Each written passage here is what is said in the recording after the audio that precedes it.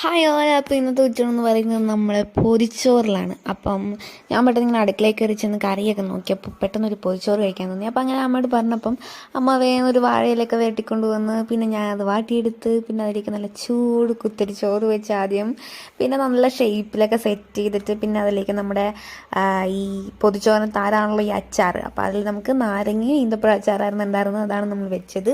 പിന്നെ അതിലേക്ക് നമ്മൾ ചാറ് കറി ഒഴിക്കുന്നത് അതും ചെമ്മീനും മുരിങ്ങാക്കോലും ചക്കക്കുരുവും കൂടെ ഇട്ട് ഒരു ചാറ് കറിയാണ്. പിന്നെ നമ്മൾ വയ്ക്കുന്നത് കൊഴുവ പീര വറ്റിച്ചത്, പിന്നെ നമ്മുടെ ചെമ്മീൻ ഫ്രൈ, നല്ല അടിപൊളി ചെമ്മീൻ, നല്ല എരിവൊക്കെയുള്ള.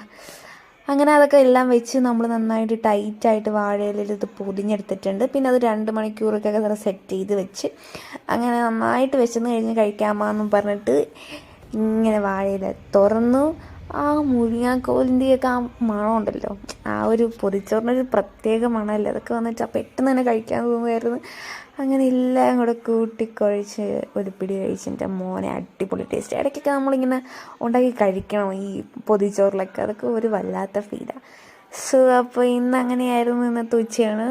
അപ്പോൾ അത്രയേ ഉള്ളൂ. അപ്പോൾ ഇനിയും സബ്സ്ക്രൈബ് ചെയ്യാതെ വീഡിയോസ് കാണുന്നവരുണ്ടെങ്കിൽ തീർച്ചയായിട്ടും സബ്സ്ക്രൈബ് ചെയ്ത് സപ്പോർട്ട് ചെയ്യുക. സോ അത്രയേ ഉള്ളൂ.